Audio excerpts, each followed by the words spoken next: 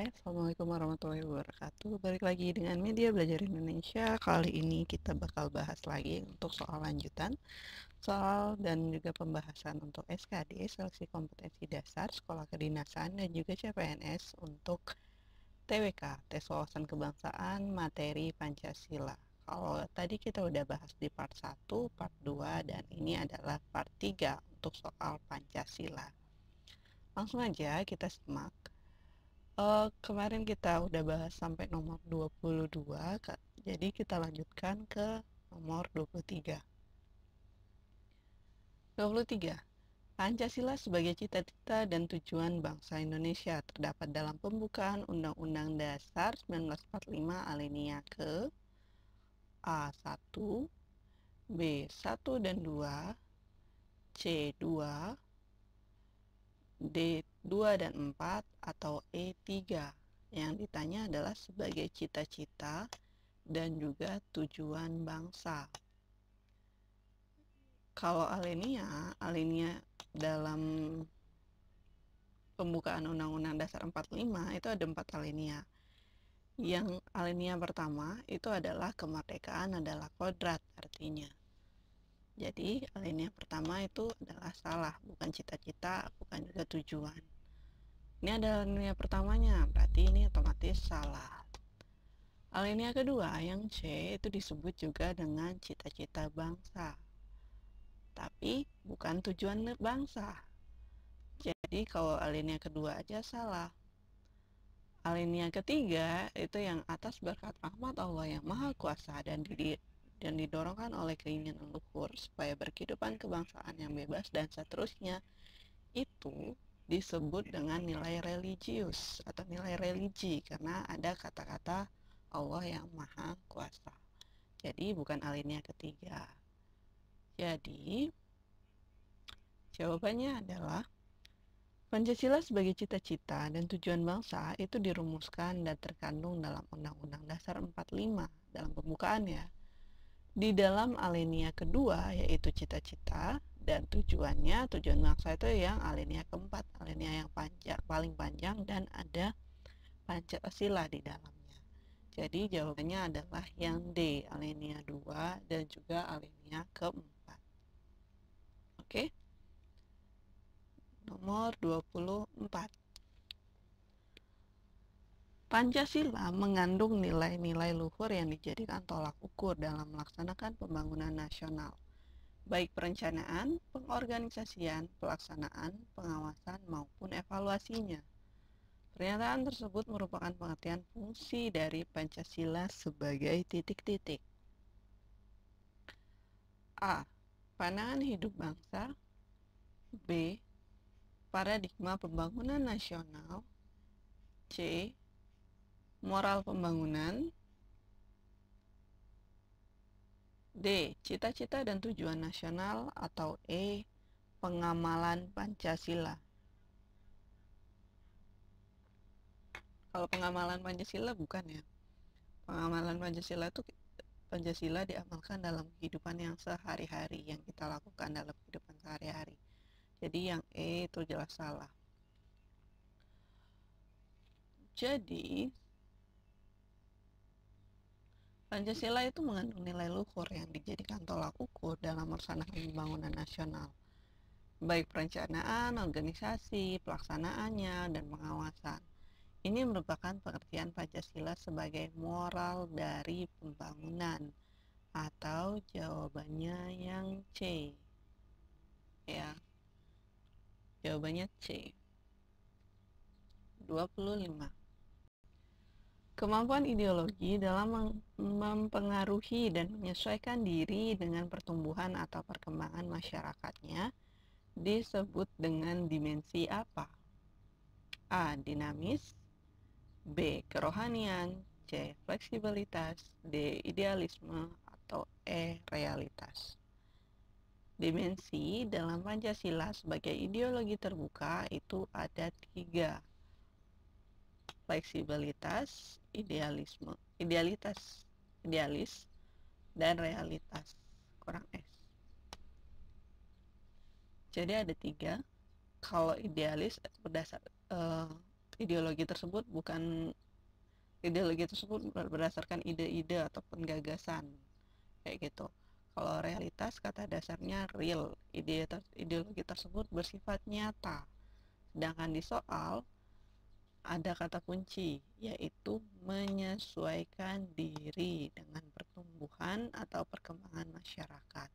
Itu bisa menyesuaikan diri disebut dengan fleksibilitas. Jadi, di sini penjelasannya dibagi jadi 3. Yang pertama realita, yaitu dimensi yang mencerminkan realita yang hidup dalam masyarakat, ada nyata, dan menjadi gambaran tentang sejauh mana suatu masyarakat berhasil memahami dirinya sendiri. Yang kedua, dimensi idealisme, yaitu dimensi yang berfungsi sebagai motor penggerak yang membangkitkan semangat masyarakat untuk hidup bersama atau bersatu, menggairahkan mereka dalam usaha bersama seperti pembangunan. Yang ketiga adalah dimensi fleksibilitas, yaitu dimensi yang mencerminkan kemampuan secara ideologis dalam mempengaruhi sekaligus menyesuaikan diri dengan pertumbuhan dan juga perkembangan di dalam masyarakat. Fleksibel itu adalah kata kuncinya bisa menyesuaikan diri. Jadi, jawaban yang tepat itu adalah yang C. 26. Ciri khas paham integralistik Indonesia dapat dilihat dalam kehidupan. A. Perkotaan, B. Organisasi kedaerahan, C. Pemerintahan, D. Pedesaan, atau E. Organisasi keagamaan. Integral, bersatu, tidak dapat dipisahkan. Ciri khas paham integralistik adalah paham yang kepentingan masyarakat itu diutamakan. Namun, harkat dan martabat manusia dihargai. Di Indonesia, ciri khas paham ini dapat kita lihat dalam kehidupan pedesaan. Jadi, jawaban yang tepat itu adalah yang D.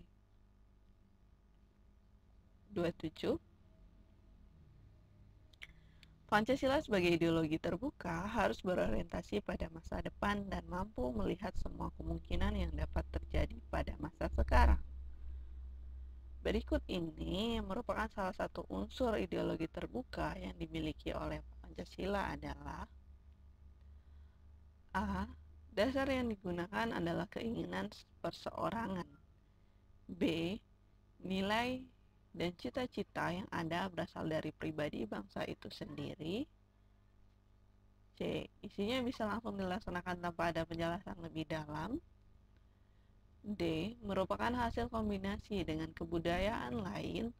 Atau E. Bersumber dari budaya dan nilai kehidupan suatu daerah atau kelompok mayoritas.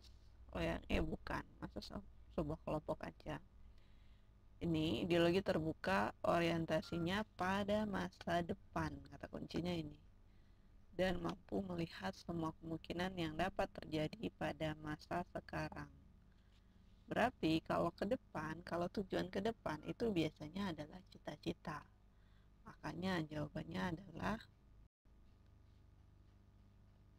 kita lihat ini pembahasannya. Suatu ideologi dapat dikatakan sebagai ideologi terbuka jika memenuhi unsur-unsur berikut ini. Nilai dan cita-cita harus berasal dari kebudayaan masyarakat itu sendiri. Dasar pelaksanaan ketatanegaraan yaitu berdasarkan musyawarah, mufakat, dan bukan dari satu kelompok aja. Nih, ini yang menyebabkan E salah. Poin B menyebabkan E salah. C. Isinya tidak dapat langsung dioperasionalkan karena harus melalui penjabaran yang lebih mendalam. Makanya C juga salah. Ya. C juga salah. A salah karena dari perseorangan. Hasil dari kombinasi kebudayaan lain enggak, kita ngomongin Pancasila. Jadi jawaban yang tepat itu adalah yang B. Nilai dan cita-cita yang ada berasal dari pribadi bangsa itu sendiri. Soal selanjutnya 28. Berikut ini yang bukan merupakan contoh pengamalan Pancasila sebagai paradigma pembangunan nasional. Yang ditanya adalah paradigma pembangunan nasional. A. Pembangunan harus bersifat pragmatis. B. pembangunan harus menghormati HAM. C. Pembangunan harus dilaksanakan secara demokratis. Itu D harusnya. Pembangunan harus diprioritaskan pada taraf minimum keadilan sosial. Atau E. Pembangunan tidak boleh bersifat ideologis. Nah, Pancasila dalam paradigma pembangunan dapat diuraikan sebagai hasil pembangunan sesuai dengan Pancasila. Antara lain, yang ditanya di sini yang bukan ya, yang bukan. Antara lain, pembangunan tidak boleh bersifat pragmatis, tidak hanya mementingkan tindakan nyata yang mengabaikan pertimbangan etis yang ada. B. Pembangunan tidak boleh bersifat ideologis. Secara mutlak hanya melayani satu ideologi tertentu saja dan mengabaikan manusia. C. Pembangunan harus menghormati HAM. D. Pembangunan dilaksanakan secara demokratis dengan melibatkan masyarakat dalam pengambilan keputusan yang menyangkut mereka. Jadi, dari penjelasan dan yang E diprioritaskan pada taraf minimum keadilan sosial. Yang ditanya adalah yang bukan. Ya, yang bukan. Nah, pembangunan tidak boleh bersifat ideologis, ini adalah poin yang B. Pembangunan harus diprioritaskan pada taraf minimum keadilan sosial, ini poin yang E. Pembangunan harus dilaksanakan secara demokratis, ini poin yang D. Pembangunan harus menghormati HAM, ini poin yang C. Jadi yang bukan itu adalah yang A.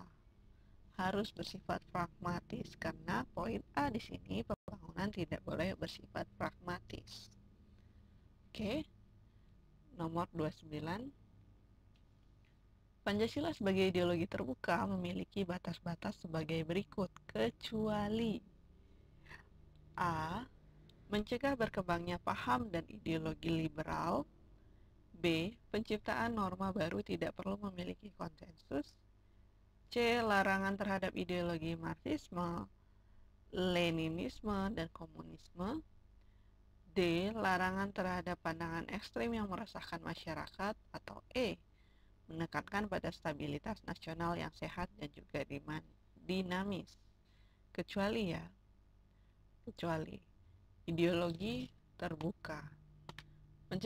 Mencegah berkembangnya paham ideologi liberal. Ya enggak? Iya, liberal artinya bebas. Penciptaan norma baru tidak perlu memiliki konsensus. Kita simpan yang B. Larangan terhadap ideologi Marxisme, Leninisme, dan komunisme. Iya, kita di Indonesia dengan Pancasila komunisme itu dilarang. Larangan terhadap pandangan ekstrim yang meresahkan masyarakat, berarti benar. Menekankan pada stabilitas nasional yang sehat dan juga dinamis, juga benar. Batas-batas keterbukaan ideologi Pancasila adalah sebagai berikut. Yang pertama, stabilitas nasional yang sehat dan dinamis.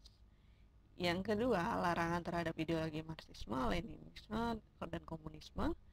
Mencegah berkembangnya paham liberal, bebas. Larangan terhadap pandangan yang ekstrim yang meresahkan masyarakat, dan penciptaan norma yang baru harus melalui konsensus. Jadi jawabannya yang B, karena di sini tidak perlu memiliki konsensus. Jadi jawabannya yang B. 29B. 30. Berikut ini yang bukan merupakan materi program pedoman penghayatan dan pengamalan Pancasila, atau kita kenalnya dengan P4 Pancasila, adalah A. Pancasila, B. Keagamaan, C. Wawasan Nusantara, D. GBHN garis-garis besar haluan negara, atau E. Undang-Undang Dasar 1945. Jadi, pada masa Orde Baru, pemerintah mencanangkan program P4 atau yang dikenal dengan Pedoman Penghayatan dan Pengamalan Pancasila, yang materinya itu terdiri dari Pancasila itu sendiri, wawasan kebangsaan, GBHN garis-garis besar haluan negara, Undang-Undang Dasar 1945, dan materi lain yang berkaitan dengan kebangsaan, nasionalisme, dan juga patriotisme. Jadi yang nggak dibahas di dalam P4 Pancasila itu adalah keagamaan. Oke. Sekian, terima kasih sudah menyaksikan. Semoga bermanfaat. Wassalamualaikum warahmatullahi wabarakatuh.